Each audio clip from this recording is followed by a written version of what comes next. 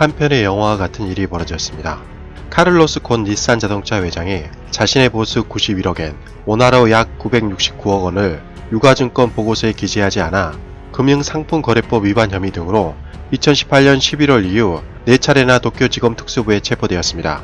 이후 카를로스 곤 회장은 보석으로 불려나 일본 당국으로부터 감시를 받고 있었는데 며칠 전에 비밀리에 레바논 수도 베이루트로 빠져나간 것이죠.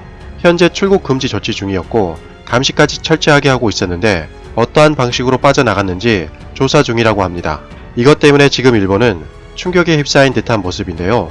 정확한 탈출 경로는 아직 알려지지 않았지만 일본과 프랑스 언론 등을 종합해 볼 때 일본에서 탈출한 방법으로 크리스마스 파티를 활용했다는 설이 유력한 것으로 알려지고 있습니다. 이 탈출의 모든 일은 그의 아내 주도하에 이루어졌다고 하는데요. 며칠 전에 크리스마스 파티를 카를로스 회장 자택에서 열었는데 그때 악단을 가장한 민간 경비 업체 인원들이 자택 밖으로 빠져나갈 때 악기 케이스에 카를로스 회장이 몸을 숨겨 경찰들의 눈을 피해 빠져나갔다는 것이죠.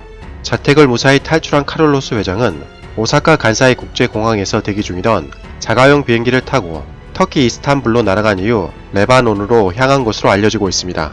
이 사건에 대해 뉴욕타임즈는 정치적 박해에서 탈출하기 위해 일본을 벗어났다라는 카를로스 회장의 주장을 보도했는데요. 기사에 따르면 카를로스 회장은 대변인을 통해 나는 지금 레바논에 있으며 국제법에 따른 일본의 법적 의무와 조약에 대한 명백한 무시로 유죄가 추정되었다. 일본은 차별이 만연한 나라이며 기본적 인권을 부정하는 곳이다.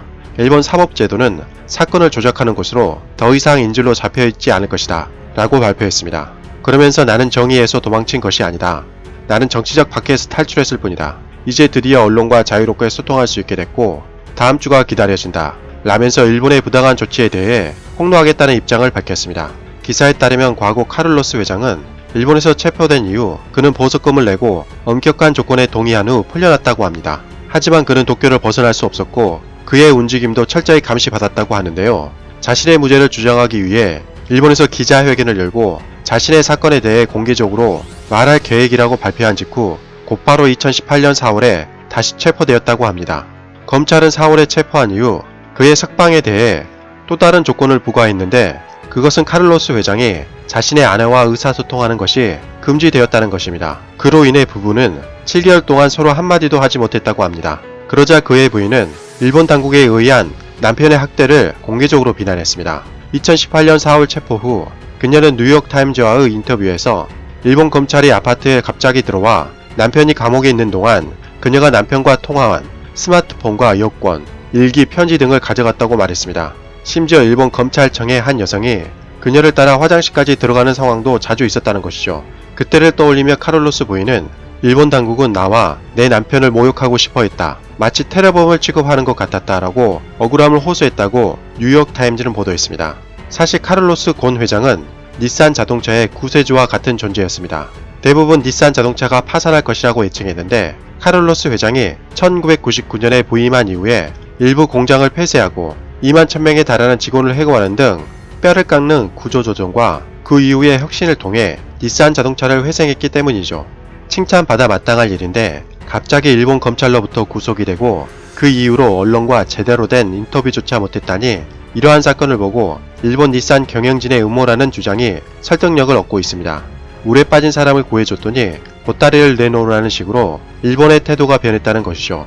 현재 지분 관계를 살펴보면 프랑스 정부가 르노 지분을 15% 보유하고 있고 르노는 닛산 지분을 43% 보유하고 있으며 닛산 역시 르노를 15% 보유하고 있습니다. 닛산이 사실상 프랑스 정부의 영향하에 있는 것이죠. 이렇게 닛산 자동차가 화려하게 부활하고 심지어 프랑스 정부가 르노와 닛산을 합병하려고 하자 프랑스 정부의 영향력이 더욱 커질 것이라 우려한 닛산 일본 경영진들이 일본 검찰과 협력해 카를로스 회장을 체포한 것이라고 합니다. 일종의 경영 쿠데타인데 이러한 음모가 사실이라면 민주주의 국가에서 과연 일어날 수 있는 일인가 의문이 들 정도이네요.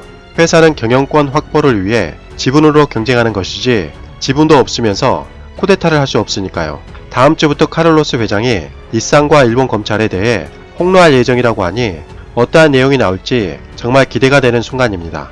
소식이 전해지면 최대한 빠르게 전달해 드리도록 하겠습니다. 이상 가치왕 채널이었습니다. 2020년 새해가 밝았습니다. 오늘도 이렇게 찾아와 주시고 시청해 주셔서 진심으로 고맙습니다. 항상 건강하시고 복 많이 받으세요.